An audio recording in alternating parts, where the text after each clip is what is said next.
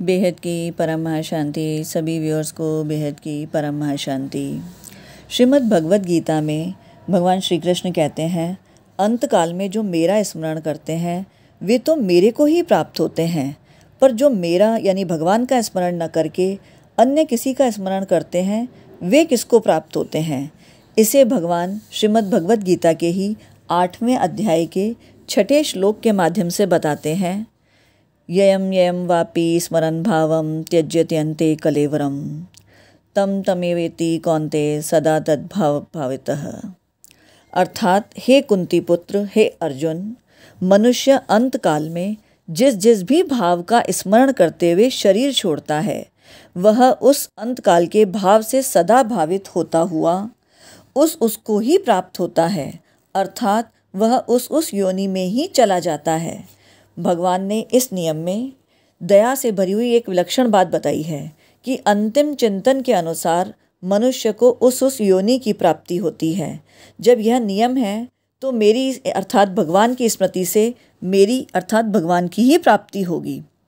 परम दयालु भगवान ने अपने लिए अलग कोई विशेष नियम नहीं बताया है, प्रत्युत सामान्य नियम में ही अपने को शामिल कर दिया है।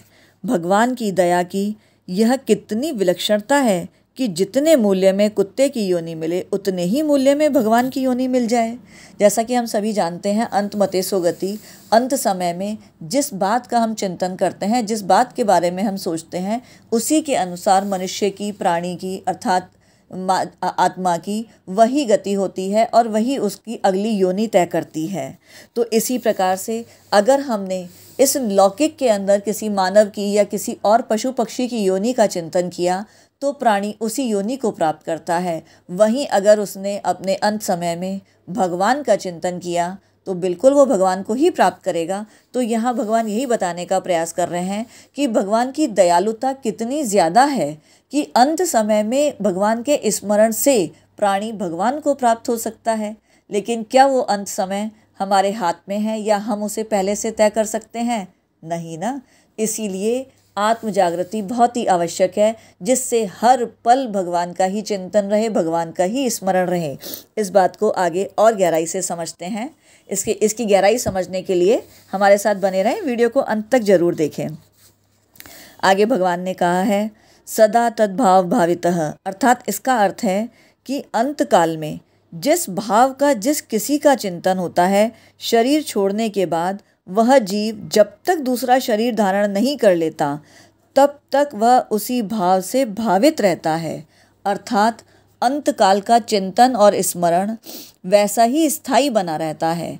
अंत काल के उस चिंतन के अनुसार ही उसका मानसिक शरीर बनता है। यहाँ यह ध्यान देने वाली बात है कि अंत काल में जिसका भी चिंतन किया, जिसका भी स्मरण किया, वही आगे की योनि तय करने के लिए उस जीव का मानसिक शरीर बनाता है और मानसिक शरीर के अनुसार ही वह दूसरा शरीर धारण करता है। कारण कि अंत काल के चिंतन को बदलने के लिए वहाँ कोई मौका नहीं होता, शक्ति नहीं है और ना ही बदलने की स्वतंत्रता है तथा नया चिंतन धारण करने का भी कोई अधिकार नहीं है। अतः वह उसी चिंतन को लिए हुए उसी में ही तल्लीन रहता है। फिर उसका जिस किसी के साथ कर्मों का किंचन मात्र भी संबंध रहता है, वायु, जल, खाद्य पदार्थ आदि के द्वारा वह वहीं उस पुरुष जाति में प्रविष्ट होता है। फिर पुरुष जाति से स्त्री जाति में जाकर समय आने पर जन्म लेता है। जैसे कुत्ते का पालन करने वाला कोई मनुष्य अंत समय में कुत्ते को याद करते हुए शरीर छोड़ता है तो उसका मानसिक शरीर कुत्ते का बन जाता है, जिससे वह क्रमशः कुत्ता ही बन जाता है, अर्थात कुत्ते की योनि में जन्म लेता है। यहाँ कहने का तात्पर्य है कि जिस भी पशु पक्षी के बारे में चिंतन किया तो वह उसी की योनि में अगला जन्म ग्रहण करेगा। इस तरह अंत काल में जिस किसी का भी स्मरण होता है उसी के अनुसार जन्म लेना पड़ता है। परंतु इसका तात्पर्य यह नहीं है कि मकान को याद करते हुए शरीर छोड़ने से वह प्राणी मकान बन जाएगा या धन को याद करते हुए शरीर छोड़ने से धन बन जाएगा। प्रत्युत मकान का चिंतन करने से वह उस मकान में चूहा, छिपकली आदि बन जाएगा और धन का चिंतन होने से वह सांप बन जाएगा। अर्थात तात्पर्य यह है कि अंतकाल के चिंतन का नियम सजीव प्राणियों के लिए है, निर्जीव अर्थात जड़ पदार्थों के लिए नहीं है। अतः जड़ पदार्थ का चिंतन होने से वह उससे संबंधित कोई न कोई सजीव प्राणी बन जाएगा। तो यहाँ यह समझने वाली बात है कि अगर अंत समय में जिस भी प्राणी का या जिस भी पशु पक्षी का, किसी भी सजीव प्राणी का जिसका भी चिंतन करता है मनुष्य, अगली योनि, अगला जन्म उसी के अनुसार उसका निर्धारित होता है। परंतु यदि वह जड़ पदार्थों का चिंतन करता है तो उन जड़ पदार्थों से जुड़ी हुई जो भी सजीव प्राणी की योनि है वह उस योनि को, उसी जन्म को धारण करता है। मनुष्यतर पशु पक्षी आदि प्राणियों को अपने अपने कर्मों के अनुसार ही अंतकाल में स्मरण होता है और उसी के अनुसार उनका अगला जन्म तय होता है। इस तरह अंतकाल के स्मरण का कानून सब जगह लागू पड़ता है, परंतु मनुष्य शरीर में यह विशेषता है कि उसका अंतकाल का स्मरण कर्मों के अधीन नहीं है, प्रत्युत पुरुषार्थ के अधीन है। पुरुषार्थ में मनुष्य सर्वथा स्वतंत्र है, तभी तो अन्य योनियों की अपेक्षा इसकी अधिक महिमा है। हमें यहाँ यह जानना होगा, यह समझना होगा कि यह मनुष्य शरीर, ये मनुष्य जीवन जो हमें मिला है ये कितना महत्वपूर्ण है और ये शरीर, ये जन्म हमें अपने सभी कर्मों से मुक्त करके और हमें आगे की सद्गति तय कर सकता है। तो इस जन्म की महत्वपूर्ण और इसकी महत्वपूर्णता को हमें समझना होगा, क्योंकि मनुष्य जीवन में पुरुषार्थ की बहुत महत्ता है और पुरुषार्थ ही वो साधन है जो हमें हमारे असली लक्ष्य, असली साध्य तक पहुंचा सकता है और हमें सद्गति दे सकता है, हमें अपने सारे पुराने कर्मों के बंधन से मुक्त करके मुक्ति दे सकता है, जीवन मुक्ति दे सकता है। इसीलिए मनुष्य जीवन की महत्वता को समझिए और ज्ञान मार्ग को धारण कीजिए। मनुष्य इस शरीर में स्वतंत्रता पूर्वक जिससे संबंध जोड़ लेता है, उस संबंध के अनुसार ही उसका अन्य योनियों में जन्म हो सकता है। परंतु अंतकाल में अगर वह भगवान का स्मरण कर ले तो उसके सारे संबंध टूट जाते हैं, कारण कि वे सब संबंध वास्तविक नहीं हैं, प्रत्युत वर्तमान के बनाए हुए कृत्रिम हैं। जबकि भगवान के साथ तो संबंध स्वतः सिद्ध है, वह बनाया हुआ नहीं है। अतः भगवान की याद आने से उसके सारे कृत्रिम संबंध स्वतः ही टूट जाते हैं और स्वतः सिद्ध भगवान का संबंध प्रकट हो जाता है। दूसरे जन्म की प्राप्ति अंतकाल में हुए चिंतन के अनुसार होती है। जिसका जैसा स्वभाव होता है अंतकाल में उसे प्राय वैसा ही चिंतन होता है। जैसा कि हमने ये जाना कि अंतकाल का चिंतन बहुत ही जरूरी है। तो अंतकाल हमारा निश्चित नहीं है, मृत्यु निश्चित नहीं है और ना ही मृत्यु हमसे पूछ कर के आती है। अंतकाल किसी से परमिशन लेकर या किसी से पूछ करके नहीं आता। तो हम ये तो नहीं सोच सकते कि हम अंतकाल आने पर ही भगवान का चिंतन करेंगे।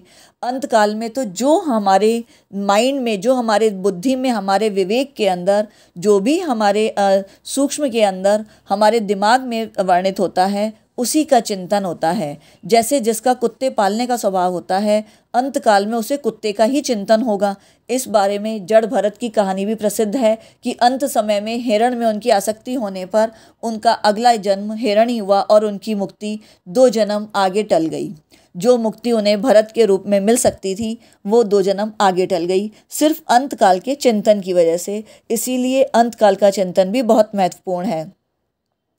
तो जैसे कि अगर किसी का कुत्ते पालने का स्वभाव है और अंतकाल में उसे कुत्ते का चिंतन होता है तो वह चिंतन आकाशवाणी केंद्र के द्वारा प्रसारित विशेष शक्तियुक्त ध्वनि की तरह सब जगह फैल जाता है। इसे हम लौकिक में ऐसे समझ सकते हैं कि जैसे हमारे यहाँ आकाशवाणी केंद्र के द्वारा प्रसारित ध्वनि रेडियो के माध्यम से किसी विशेष नंबर में पकड़ में आ जाती है, जैसे ध्वनि किरणें आकाशवाणी केंद्र से सब तरफ प्रसारित होती हैं और एक स्पेशल फ्रीक्वेंसी पे ट्यून करने पर वो उसमें पकड़ में आ जाती हैं। ठीक इसी प्रकार से अंतकालीन कुत्ते का चिंतन संबंधित कुत्ते के द्वारा जिसके साथ कोई ऋणानुबंध अर्थात किसी भी प्रकार का कोई ऋण बाकी है, किसी प्रकार का कोई बंधन बाकी है अथवा कर्मों आदि का कोई ना कोई संबंध है तो उसकी पकड़ में आ जाता है। फिर जीव सूक्ष्म और कारण शरीर को साथ मिले अन्न, जल, वायु, श्वास आदि के द्वारा उस कुत्ते में प्रविष्ट हो जाता है।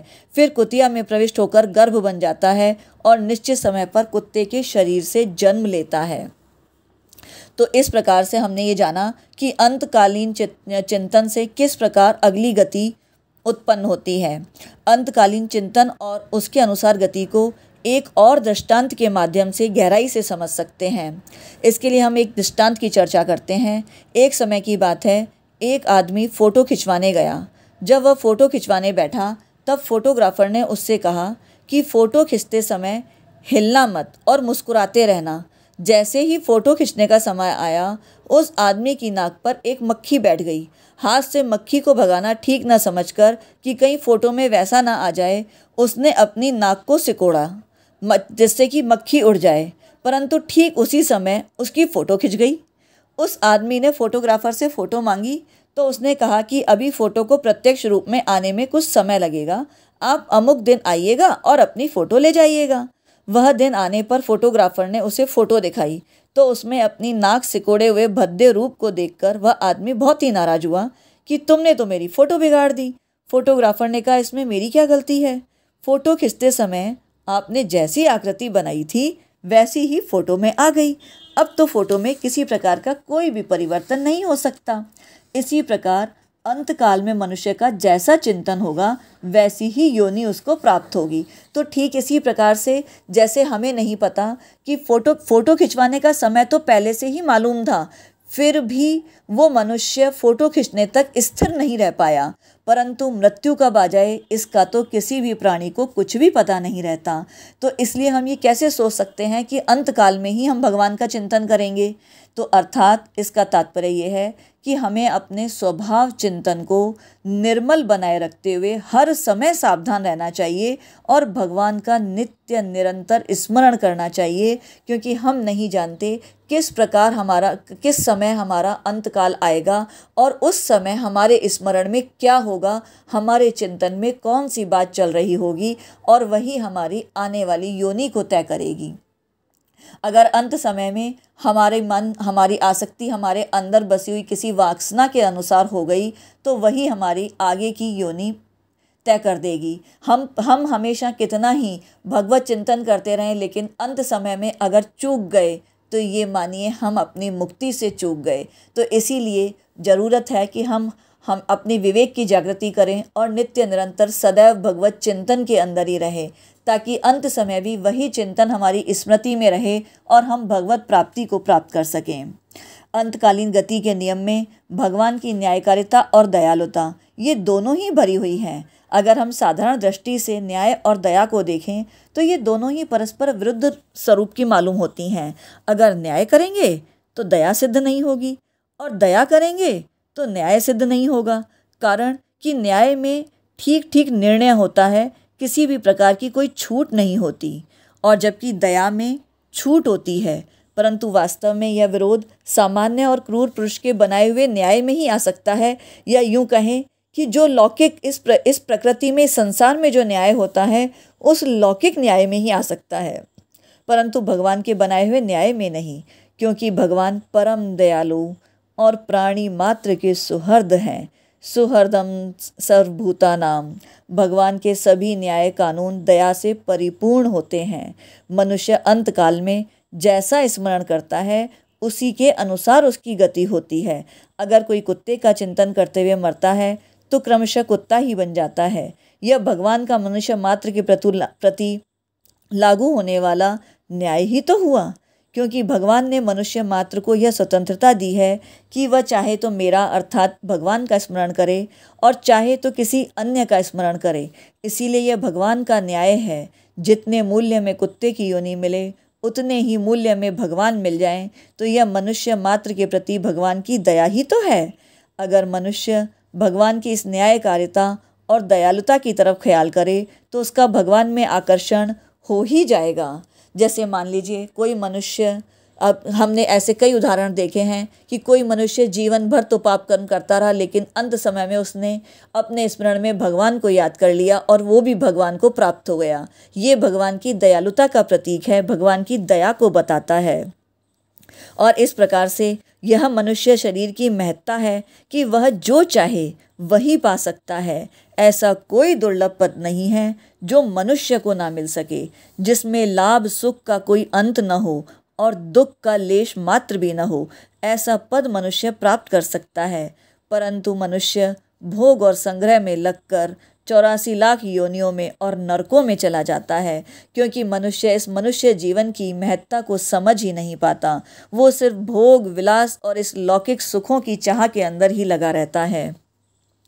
मनुष्य अंतकाल में जैसा चिंतन करता है वैसी ही उसकी गति आती है। इस विषय में एक श्लोक आता है, वासना यस्य यत्र स्यात् सतम स्वप्नेषु पश्यति, स्वप्नव मरणे गेम वासना तु वपुर्नृणाम। जिस मनुष्य की जहाँ वासना होती है उसी वासना के अनुरूप वह स्वप्न देखता है। यहाँ यह भी समझने वाली बात है कि जो जैसी वासना जहाँ आसक्ति होती है मनुष्य की, वही उसके सबकॉन्शियस माइंड में अर्थात उसके कारण शरीर में रिकॉर्ड होता है और वही वासना उसको स्वप्न स्वरूप दिखाई देती है। स्वप्न के समान ही मरण होता है, अर्थात वासना के अनुरूप ही अंत समय में चिंतन होता है और उस चिंतन के अनुसार ही मनुष्य की गति होती है। अर्थात जहाँ भी जिस वासना में मनुष्य की आसक्ति होती है वही अंत समय में इसकी स्मृति में उसके चिंतन में आ जाती है। तात्पर्य है कि मृत्यु काल में हम जैसा चाहें वैसा चिंतन नहीं कर सकते, प्रत्युत हमारे भीतर जैसी वासना होगी वैसा चिंतन स्वतः ही होगा और उसी के अनुसार हमारी अगली गति होगी। जिस वस्तु को हम सत्ता और महत्ता देते हैं, जिससे हम संबंध जोड़ते हैं, जिससे हम सुख लेते हैं, उसी की वासना बनती है। अगर संसार में सुख बुद्धि न हो तो संसार की वासना नहीं बनेगी। वासना न बनने पर मृत्यु काल में जो भी चिंतन होगा भगवान का ही चिंतन होगा, क्योंकि सिद्धांत से सब कुछ भगवान ही है, वासुदेव सर्वम। इसीलिए ज़रूरी है, मनुष्य को चाहिए कि वो सदैव भगवान का ही चिंतन करे और इस मनुष्य शरीर के रूप में जो सुअवसर मिला है अपनी सभी आसक्ति से, सभी वासनाओं से अपने आप को मुक्त करे। अगर वो अपने आप को सभी वासनाओं से इस मनुष्य शरीर में ही मुक्त कर लेगा तो उसकी अंत समय में सिर्फ भगवान का ही चिंतन शेष रह जाएगा और उसे भगवत प्राप्ति से कोई नहीं रोक सकता। तम तमय व्यक्ति, जिस तरह सुई के पीछे पीछे उसी मार्ग से धागा जाता है, उसी तरह मनुष्य भी अंतकाल के भाव के अनुसार उसी गति में चला जाता है। तो इस प्रकार अगर अंतकाल के अंदर मनुष्य ने भगवान का ही चिंतन किया, भगवान का ही स्मरण किया, तो उसे भगवत प्राप्ति से कोई नहीं रोक सकता और वो मुक्ति को अवश्य प्राप्त करेगा। तो इस प्रकार हमने जाना कि ये मनुष्य जीवन कितना महत्वपूर्ण है और इसके लिए हमें अपने विवेक को जागृत करना कितना आवश्यक है, और तभी हम अंत समय के अंदर भगवत चिंतन करते हुए भगवत प्राप्ति को पा सकते हैं। उम्मीद करते हैं ये वीडियो आपको अच्छा लगा होगा। और अंत मतेसो गति के बारे में आप क्या सोचते हैं कि मनुष्य की अगली योनि किस प्रकार से तय होती है, मनुष्य का अंतकाल किस प्रकार से तय होता है, हमें कमेंट बॉक्स में लिखकर ज़रूर बताइए, ताकि हम अगले वीडियो में उसके बारे में भी चर्चा करेंगे। वीडियो को पूरा देखने के लिए सभी व्यूअर्स का परम धन्यवाद। इसी प्रकार की ज्ञानवर्धक जानकारी के लिए हमारे चैनल पर बने रहें। पहली बार आए हैं तो सब्सक्राइब करना बिल्कुल ना भूलें और इसे औरों से भी शेयर करें। इस प्रकार की ज्ञानवर्धक जानकारी को। बेहद की परम शांति।